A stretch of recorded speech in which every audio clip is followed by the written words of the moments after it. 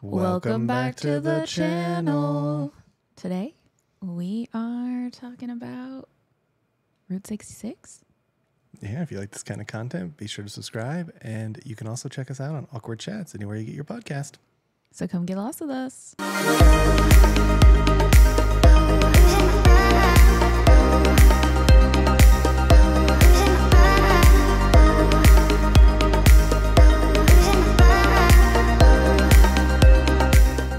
So, as we were talking about, our trip past the Grand Canyon, our next stop was Route 66.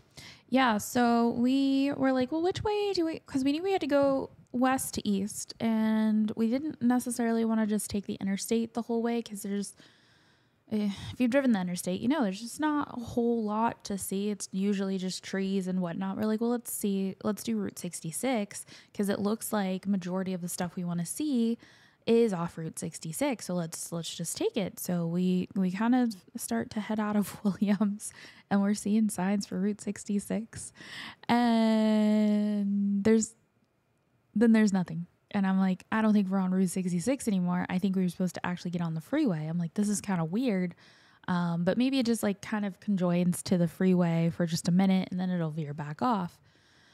Well, little did we know that was going to be our entire trip. Yeah, so we had been on Route 66 back in Kingman. We've done that part of Route 66 almost all the way out to California, and then we've done certain sections of California before too, just being in LA and kind of getting on it. And it seemed more structured, but we found out very quickly that was not the case at all. Nope. When we look at Route 66 on some travel vloggers, it seems like they're just on it, and it's really easy to stay on. It's really just kind of there, and you can take it all the way from California to Chicago. And it's just not the case. Nope. Technically, at times, 40, which is Interstate 40, is Route 66 as well. But a lot of times, it's even more confusing than that. Yeah, so we weren't really sure. And there's not, the thing that was the kicker of all of this is there's not really a GPS service that you can just be like, I want to be on Route 66. So just take me on Route 66. Wherever it goes, lead me the way. So there's not really a way for you to program that into any GPS. And we tried.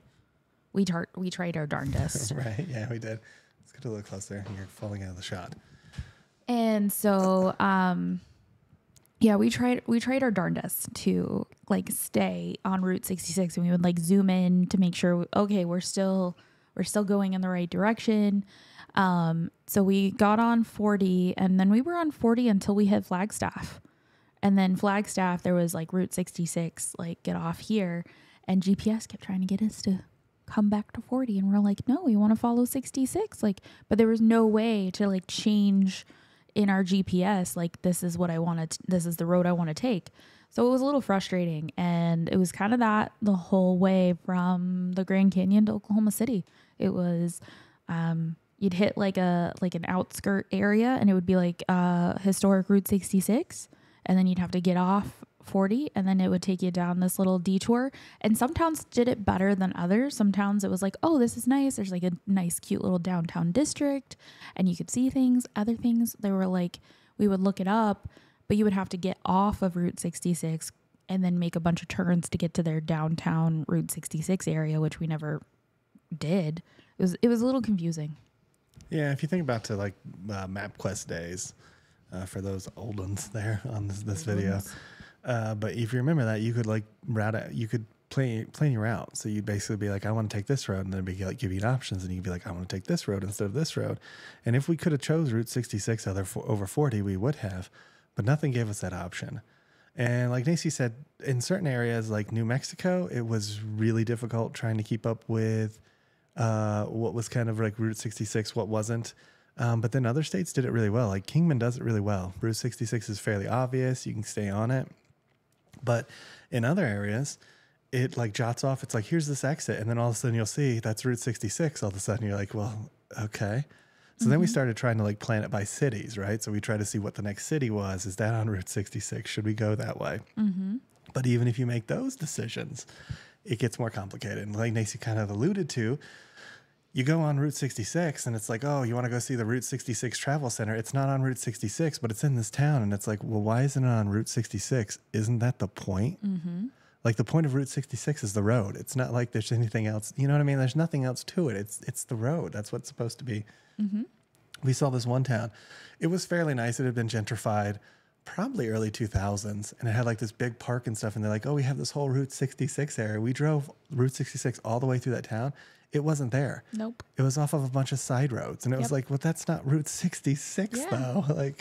Like I'm here to enjoy the road, and I want to see the stuff that's off of it. But everything that was like on that main road was dead and dying. Like nothing was really like upkept. They kind of moved it. And I think they're definitely missing an opportunity there. And that happened in several towns. 100%. Yeah. We went to this Route 66 museum, which I think was in Tulacaluca or something like Tulacalusa. Something like that. Yeah. Something to that effect. And it was New Mexico, right? I think it was New Mexico. Mm-hmm. We were like, oh, cool. A Route 66 museum. That's going to be neat. Yeah. And it advertised like there was going to be a bunch of stuff in this town. So we're like, okay, this is going to be a good stop. Cool. We knew that probably about 2 hours out. I feel like we started seeing the billboards. We stop in. The museum closed at 2:00 on a Friday. We got there at 2:05. Yeah, they were already done. And it was behind this like community center. So we figured it was in the community center. We walk up to the community center. This guy comes out. It's like, what you doing here? I don't know. There's a museum here. You think that would be your first go-to as to why people would stop here? We gotta go around the back. It's already closed. It's already closed. It closed at 2:00. Why? It's 2:05. Why you here at 2:05? It's I don't know, because I'm driving across country and I wanted to see something cool and stretch my legs. So those are what we run into. Plus, and we make fun of 2:00, but most of the stuff closed before sunset. Yeah. So it was like, you have all these cool neons that we could see, but you have no incentive to be there because everything is closed. Mm-hmm. It was frustrating, to say the least. Now, we're not trying to hate on it. There's a bunch of cool stuff we got to see. We got to see actually more cool stuff on the road, like the biker gang and the penny farthing guy and stuff like that.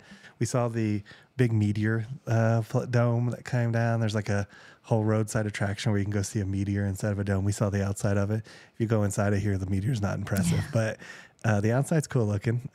We drove through downtown Albuquerque. Yeah. That was interesting. And that was directly on Route 66 too, which was nice. Mm-hmm. Some of the cool things we saw though, so we should mention some of the cool things. The wigwams. We went past the wigwams. Mm-hmm. Now, we would have stayed at the wigwams. It was actually between that and Grand Canyon. And I think we made the good decision. I think the Grand Canyon was the way we should have went. It was only an hour after we had left the Grand Canyon. We were like, we should probably drive a little further. So we totally would have stayed there, but we went Grand Canyon instead. And I don't regret that. I think that was a good decision. But those are awesome to see. They were so cute. They're like these little teepee things made out of concrete. Really, really cool. We saw a ton of like side stores. Yeah. A lot of stores. There was the one that was on Indian Land, and this is what the sign said, so don't hate me for saying this. Indian Land, they give the real discounts. Everybody else is giving fake, apparently. Yeah. There was a lot of interesting things. And as we were leaving New Mexico, one of the interesting things we saw going back to the biker gang situation, people were lining up to see the biker gang. To see the biker gang in this town. I'm guessing it must have been the final town that they were in, because this was the only town that I saw them turn out like this. Nope. They were going all the way to Chicago. Yeah, they were all like, they were sitting in their truck beds with their American flags, and they were... I'm guessing there just wasn't anything better to do. Probably not. But what I saw from the biker gang is basically they work with the Chamber of Commerce in each town for Route 66, and they try to do like an event. Didn't seem like that many had them, but that one town did for sure have it. And it was kind of a cool little town. Yeah, that was where one of the hotels that Mr. Zach Bagans, whatever you want to call him. We call him Douche Dash. From Ghost Adventurers. There's a hotel there. It's the Hotel Apache. Yep. And he has done some exploration there. It's supposed to be really haunted. Yeah, apparently, like even today, according to the website, I don't know how true it is, filmmakers and stuff still stay there, because one of the things we did discover hitting the New Mexico Welcome Center is that there's a ton of filming locations in New Mexico. A lot more than I thought.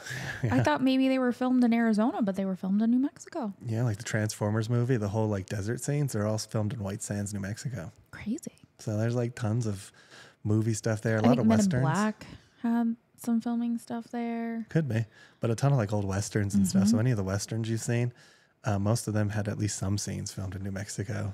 Which was cool. So that's where they claim that most of the people stay when they're filming those scenes, is at that hotel. And it was really cool from the outside. Apache. Hotel Apache. Yeah. I don't know if I want to stay there, but I guess it wouldn't be our first haunted hotel. I think next time we do the Route 66, we're going to try to stay at more of the local stuff. We tried to stay at some safe stays because we were sort of traveling, going through it, just kind of wanted to see it for the first time. So we just kind of wanted to see what was available, but we also wanted kind of a safe and comfortable experience. We also wanted to be able to get to sleep. And the one thing we found from smaller hotels most of the time, like the one that was outside Cooperstown, is that they have a little bit of a smell to them. Yeah. And their beds probably aren't that comfortable. Yeah. And the airs don't typically work. So all of those things on a desert road is not something that we're looking forward to. Yeah, but who knows? Maybe we'll find a diamond in the rough. Right. And again, I'm not against doing it again. It was just this time that was why we didn't do it. We wanted some safe bets. Now, interesting enough too, by the time we made it to Oklahoma City, because we went and saw some of my family in Oklahoma City, my cousin, his house is like right off of. He's less than a block from Route 66. Route 66? Yeah, it's crazy. Like we pulled out of the road from his house. I'm like, holy crap, this is Route 66 right here. That's cool. So we did see some really cool, interesting things, but Route 66 isn't quite all it's chalked up to be. It's become very compartmentalized and very choppy. Yes. Essentially. Is the best way I can describe it. Now, I don't know after Oklahoma City if it continues its choppiness or if it gets a little bit more straightforward. But one of the funny questions we had prior to taking is we always watch these vloggers who do Route 66 stuff, and they always go to the same places. Like they always go to the same towns. They always go to the same roadside attractions. And we're like, why are they doing this? Why not? There's this whole Route 66. Why aren't they showing it? And, you know, as one of the few vloggers who actually shows you the travels, you can tell it's not Route 66 the whole time. I mean, technically it is, but when you're on Interstate 40, I don't feel like that doesn't get the vibe that Route 66 is supposed to have. It's supposed to be more like... And you have to get off. You have to like get off the freeway if you want to go through the small towns. And if you're not really paying attention to where those exits are, you could be blocked by a semi. Or it can split into two different roads. At times, there's two different Route 66s. One going this way for another 500 feet, and then one going back to 40. So you're like, oh, I'm still on Route 66, and all of a sudden, you're not on Route 66 anymore. You're back on 40. No, you're not on anything. And Route 66 is now 40, so you have to actually go back to 40 and be like, okay, now I'm back on Route 66. It's really... Or the road just dead ends completely. It's fun. I'm not going to lie. As long as you're not in a hurry. If you were in a hurry, it would not be fun. I'm going to tell you that right now. But if you're not in a hurry like we weren't, then it was kind of fun just kind of like cruising down the road and trying to like find it. I didn't feel like Lois and Clark because obviously it wasn't that, barren. But like... It was a fun little adventure trying to like figure out how to work this. And we did miss a few towns. Yeah. There was occasional times where we're like, should we get off? Is this Route 66? And then we'd be past it and we're like, fudge, that's Route 66. And then we'd see this like cool little side attraction. And we're like, oh, I wish I could have seen that. Yeah. That happened twice. It happened once in New Mexico. And that was where they had those big caves. Yeah. And Route 66 was literally like a dirt road that ran on the side of 40. And we're like, I don't really want to go down a dirt road in a vault. Yeah. If you don't know anything about vaults have like an inch clearance. So off-roading is not the vault's specialty there. And then we missed one in Oklahoma City, but it was so late at night, nothing would have been open. So it's like, what's the point of going there? We won't see anything. But they had some really fascinating looking neons from 40. And I would have definitely loved to see that. That's the only two places I feel like we missed, in my opinion, that I would like to see. What about you? I think there was like a tiny little ghost town. Oh, yes. That we passed. And I didn't realize that was Route 66. But again, it kind of goes back. It was right before we hit the New Mexico border. And it was like that town before, and we could have just stayed on it. And that was a missed opportunity. And it was a total ghost town, y'all. Like buildings were collapsing, roofs were falling in. I don't think anybody lived there, but there was still buildings and stuff to see and a ton of grass now. Probably snakes too, but Yeah, maybe. Anything else? No, I think that was it. I mean, I agree with what you said for sure, but I think if I had seen that, because I've been dying to go to a ghost town. Like, that's what I've been wanting to do. Yep. Like, since we moved out west, I'm like, let's go to a ghost town.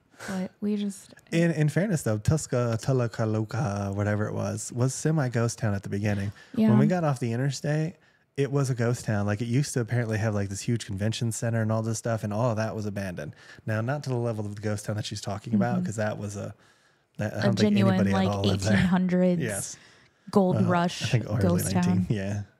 And it was just abandoned. Nothing. So Tuscaloosa had a little bit of that, but not as much. And I would have really liked to see that too.